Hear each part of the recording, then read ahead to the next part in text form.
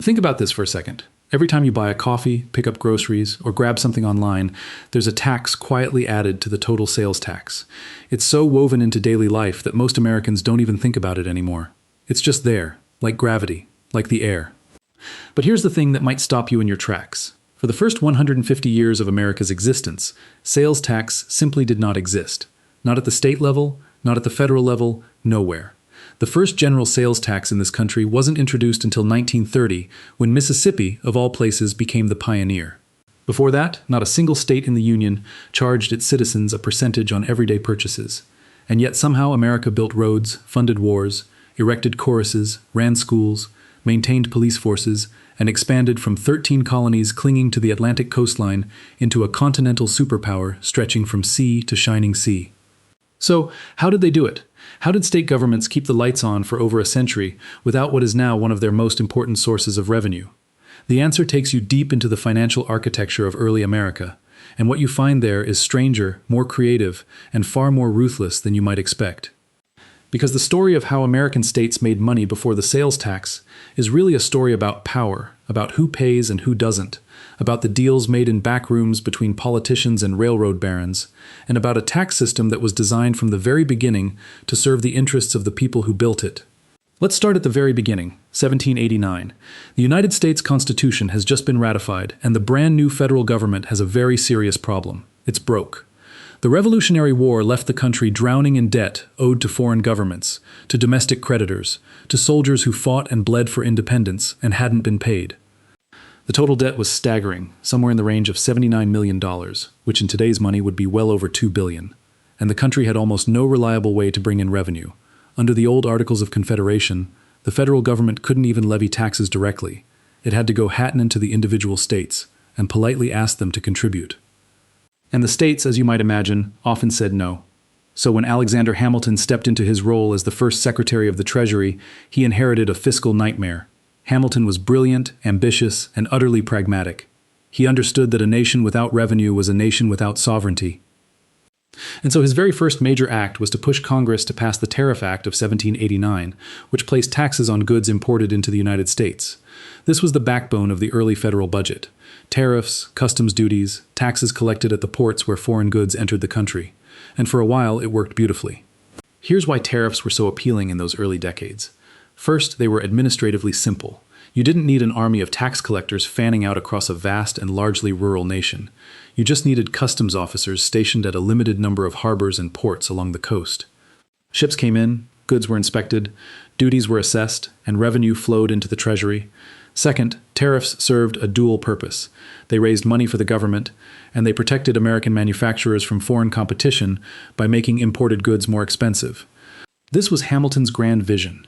He laid it all out in his 1791 report on manufacturers, arguing for what he called protective duties, tariffs set high enough that the price of imported items would exceed the price of similar goods produced domestically.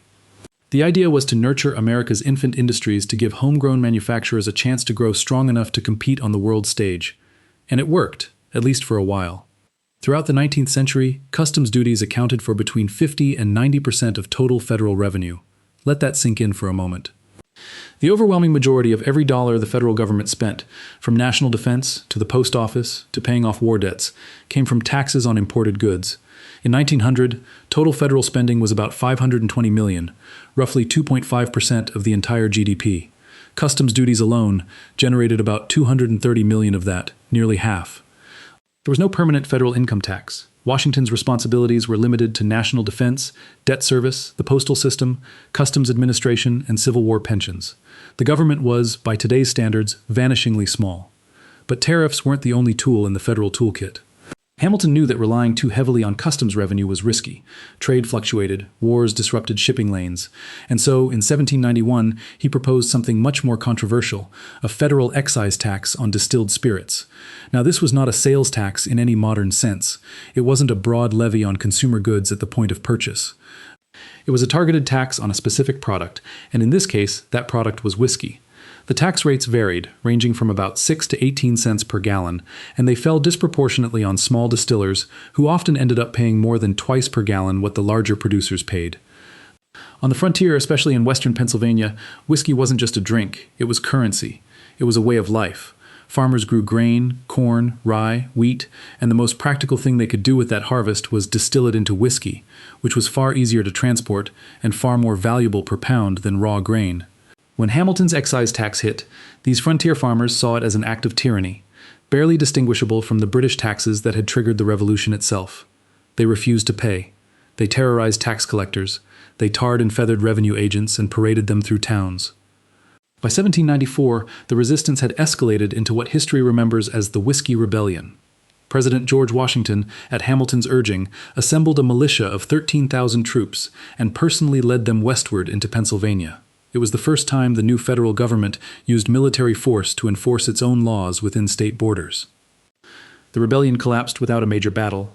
Washington pardoned the ringleaders, but the message was clear. The federal government would tax what it pleased, and it would use force to collect. Now, here's where things get interesting.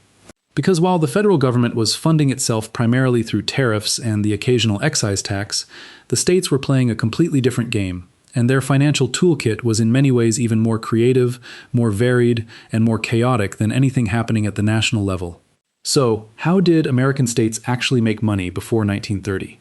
The answer involves at least half a dozen distinct revenue streams, some of which might genuinely surprise you. The most important one, the heavyweight champion of state and local finance for most of American history, was the property tax. Every single state had some form of property tax by the 1790s. In the colonial era, property taxes were already well established, and they continued after independence as the primary means by which state and local governments funded their operations. The concept was straightforward. If you owned land, buildings, or other tangible property, the government assessed its value and charged you a percentage. Sheriffs or local assessors would ride out to farms and businesses, estimate the value of the property, and send a bill. For most of the 18th and 19th centuries, property taxes were the overwhelming majority of state and local revenue. By the time the Census Bureau started collecting government finance data in 1902, property taxes provided 45% of the general revenue that state governments collected from their own sources. At the local level, the numbers were even more dramatic. By 1932, property taxes accounted for a staggering 85.2% of all local government revenue from their own sources. Think about that. Before the Great Depression, local governments in America were almost entirely funded by a single tax on land and buildings. But the property tax had enormous problems, and those problems shaped the financial history of the country in ways that echo to this day. The first issue was assessment. How do you determine the value of a piece of land in a vast, largely rural country where professional appraisers were rare and record-keeping was primitive?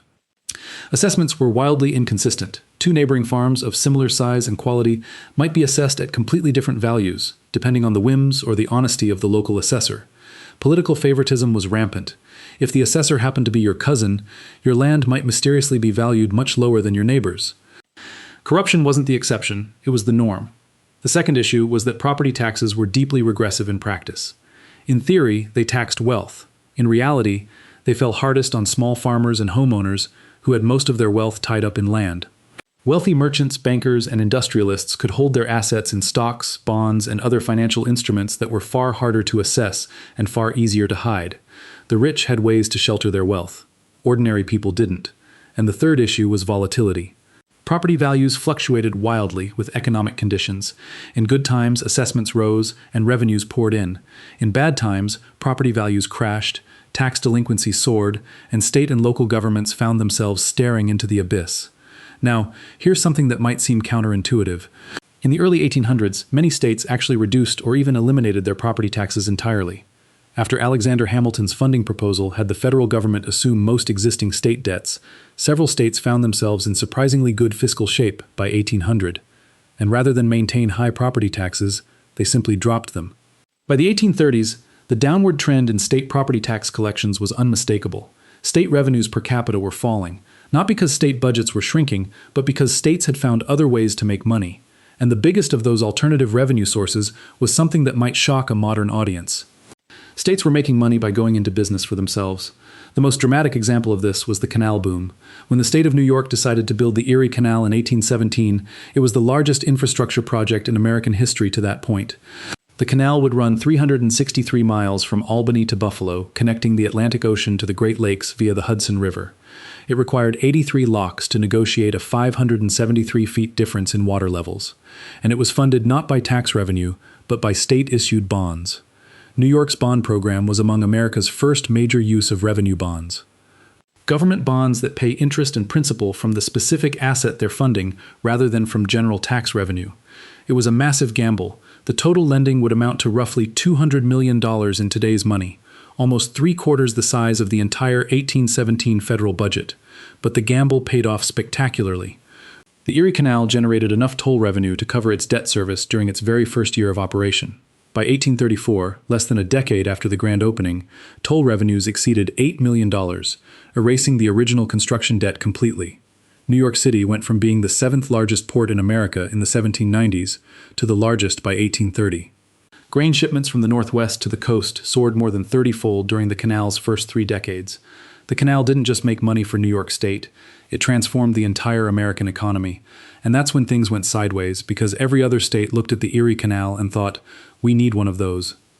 Pennsylvania, Maryland, Ohio, Indiana, Illinois, and nearly every state with a pulse started borrowing heavily from European investors, particularly British banks, to fund their own canal and railroad projects. By 1838, state debt was 8 times local debt and 30 times the national debt. States were the biggest borrowers in America, and they were using that borrowed money to build transportation infrastructure at a frantic pace. But most of these projects were not the Erie Canal. Most of them ran through less favorable geography, served smaller markets, and never generated the toll revenue their supporters had promised. When the Panic of 1839 hit and the economy plunged into a sharp depression, the House of Cards collapsed. By 1842, 8 states and the territory of Florida had defaulted on their debts. Pennsylvania alone had racked up over $30 million in transportation investment debt, worth roughly $1.1 billion in today's money. Maryland had borrowed over $12 million, with more than $11 million going directly to transportation. The defaults sent shockwaves across the Atlantic. European investors who had been eagerly buying American state bonds with their 5, 6, and sometimes 7% yields were suddenly staring at worthless paper. The backlash was severe. American creditworthiness on international markets was damaged for a generation. The canal disaster had a lasting effect on American state finance. Many states rewrote their constitutions in the aftermath, adding strict limits on government borrowing and debt. The era of states acting as entrepreneurs, investing directly in infrastructure and hoping to profit from tolls and revenues was largely over. From this point forward, states would increasingly leave large-scale infrastructure financing to the private sector while focusing on raising revenue through more traditional means. And that brings us to the other creative ways states made money before the sales tax existed. Because beyond property taxes and bond-funded infrastructure, states had an entire portfolio of revenue tools that most people today have completely forgotten about. One of the oldest and most important was the poll tax. A poll tax, also called a head tax or capitation tax, was a fixed sum levied on every eligible adult, regardless of income or property. The word poll comes from an Old English term for head, as in counting heads. Poll taxes had been used in the American colonies from the very beginning. Virginia relied on the poll tax as essentially its only direct tax for years. Maryland had practically no other direct tax before the Revolution. After independence, poll taxes continued to be a standard revenue source for most states throughout the 19th century. By 1923, 38 states either permitted or required the collection of poll taxes. The amount varied from about $1 to $5 per person, and the proceeds were typically earmarked for specific public needs like schools or roads. But poll taxes carried a dark underbelly, especially in the South. After the Civil War and through the era of Jim Crow, Southern states weaponized the poll tax as a tool of voter suppression. By making tax payment a prerequisite for voting, and by setting the tax at amounts that poor black citizens couldn't afford, states like Mississippi, Alabama, and Virginia effectively disenfranchised millions of Americans. The poll tax as a voting requirement wasn't fully abolished until the 24th Amendment in 1964 and the Voting Rights Act of 1965. Then there were license fees and business taxes. States charged fees for the privilege of operating certain businesses, from taverns and retail shops to professions like medicine and law. Pennsylvania had a mercantile license tax as early as 1821, which is sometimes cited as one of the earliest precursors to the modern sales tax. These weren't taxes on transactions themselves, but rather flat fees paid by merchants for the right to operate their businesses. The revenue generated was modest compared to property taxes, but it added up and it gave state governments a foothold in regulating and profiting from commercial activity. Some states, like Pennsylvania and Maryland, managed to collect a significant share of their total income from these kinds of licensing fees. For most states, though, the revenue from fees was relatively small, a supplement rather than a foundation. And then there was one of the most fascinating and morally ambiguous revenue sources of early America, the state lottery. Before you dismiss this as a modern invention, understand that lotteries were one of the most important fiscal tools available to colonial and early American governments. The Continental Congress itself held a lottery in 1776 to raise money for the soldiers of the Revolution. And after independence, the newly formed states leaned heavily on lotteries to fund public works, in large part because they were terrified of taxing citizens who had just fought a revolution against taxation by a central authority. The lottery was the perfect solution. It was voluntary. Nobody forced you to buy a ticket. And if you did buy one, you had a chance of winning a prize. Governments skimmed a portion of the ticket sales to fund whatever project needed financing.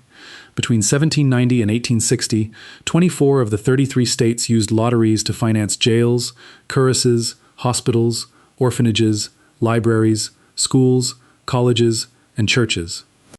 Lotteries funded the growth of America's earliest and most prestigious universities, including Harvard, Yale, and the College of New Jersey, which later became Princeton. When Boston's iconic Faneuil Hall burned down in 1761, it was a lottery that paid to rebuild it. By 1831, the city of Philadelphia alone had over 100 shops that sold nothing but lottery tickets. The lottery was so embedded in American civic life that it was essentially treated as a voluntary tax for public improvement. But corruption was the lottery's undoing. By the mid-9th century, scandals had eroded public trust. Crooked lottery agents absconded with proceeds. Fraudulent drawings became common. Congress itself ran a series of federal lotteries between 1792 and 1842 to improve roads and infrastructure in Washington, D.C., but the agents conducting the lotteries literally stole the money and disappeared. By the late 1800s, a backlash against lottery corruption led most states to ban them entirely. The lottery wouldn't make a major comeback as a state revenue tool until the 20th century. There's another revenue source that often gets overlooked in these discussions, and that's public land sales. Particularly in the early decades of the Republic, the sale of federal and state-owned land was a significant source of government income. The Continental Congress passed the Land Ordinance of 1785, specifically to raise money through land sales in the territories northwest of the Ohio River. As the country expanded westward, the federal government controlled enormous tracts of land that it could sell or auction off to settlers, speculators, and developers. Land sales were not just about revenue, they were instruments of policy. Cheap land encouraged westward migration.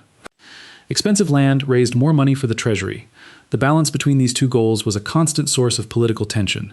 At the state level, many governments also held and sold public lands, using the proceeds to fund operations or reduce the need for tax increases. In some periods, land sales were the second largest source of federal revenue after tariffs. A billionaire and a minimum wage worker both pay the same percentage on a gallon of milk. But for the worker, that tax represents a much bigger share of their total earnings. The sales tax was adopted precisely because it was politically easier to impose than alternatives like higher income taxes on the wealthy or more progressive property assessments. It spread the burden across the entire population, which meant no single powerful interest group bore the brunt. Wealthy landowners who had been the primary targets of property taxes got relief. Industrialists and financial elites whose income might have been taxed more aggressively under a different system were largely spared. The cost was shifted to consumers, to ordinary people making everyday purchases. It was in its own way a profoundly political act, disguised as fiscal necessity, and the timing was remarkable. After Prohibition officially ended in December of 1933, 29 states restructured their alcohol taxes as sales excise taxes rather than continuing to rely on licensing fees. The end of Prohibition didn't just bring back legal drinking, it created an entirely new revenue stream that states eagerly tapped. The sales tax wasn't a single innovation. It was part of a wholesale transformation of American public finance that happened in the space of a single decade, driven by the worst economic catastrophe the country had ever experienced. By the time the dust settled, the American tax landscape had been completely remade. The old system in which states relied overwhelmingly on property taxes and the federal government relied on tariffs was gone. In its place was the modern structure we recognize today, a layered system of federal income taxes, state and local sales taxes, and local property taxes. Each occupying its own niche in the fiscal ecosystem. Sales taxes today account for roughly 45% of all state tax revenue nationwide and about a third of state government revenues overall. They are the single largest source of tax revenue from most state governments, second only to income taxes in the states that levy both. Only 5 states, Alaska, Delaware, Montana, New Hampshire, and Oregon, still don't have a statewide sales tax. And even within some of those states, local jurisdictions have imposed their own. The story of how America got from 1789 to 1930 without a sales tax isn't just a history lesson. It reveals something fundamental about the relationship between governments and the people they govern. Every tax is a political decision. Every revenue system reflects the priorities, the prejudices, and the power dynamics of the society that created it. The founding generation chose tariffs because they were easy to collect and because they served the interests of northern manufacturers who wanted protection from foreign competition. States chose property taxes because land was the most visible and most difficult to hide form of wealth in a predominantly agricultural society. And when the Depression destroyed the property tax base, states chose the sales tax because it was administratively simple, politically feasible, and it didn't threaten the interests of the people who held the most power. What's remarkable when you step back and look at the full sweep of this history is how recent all of it really is. The federal income tax is barely over a century old. The state sales tax is younger than that. For most of American history, the government was funded by a patchwork of tariffs, property taxes, lotteries, license fees, poll taxes, and bond sales. It was a system held together by improvisation, political compromise, and occasionally brute force, and it worked more or less until it didn't. Until the world changed, the economy transformed, and the old tools were no longer equal to the new demands. The sales tax wasn't inevitable. It was the product of a specific crisis, at a specific moment, adopted by desperate politicians with no better options. And now, nearly a century later, it's so deeply embedded in the fabric of American life that most people can't imagine a world without it. But of course, nothing in the world of taxation is ever truly settled. The debates that Hamilton and Jefferson had about tariffs versus excise taxes, the fights over property tax assessments in the 1830s, the tax revolts of the Great Depression, these are not ancient history. They are the same debates we're having right now, just wearing different clothes. Who pays, how much, and who decides? Those questions are as old as civilization itself, and they'll be with us long after every tax code currently in effect has been rewritten, reformed, or thrown out entirely. The history of American taxation isn't just about numbers and revenue streams, it's about the fundamental bargain between the citizen and the state, and that bargain, as we've seen, is always being renegotiated. If this story opened your eyes to something you didn't know before, consider subscribing to the channel. We go deep on the hidden forces behind money, power, and the systems that shape our world. Drop a comment below telling me which pre-sales tax revenue source surprised you the most. And if you haven't already, hit that like button because the algorithm rewards it. And honestly, so do I. I'll see you in the next one.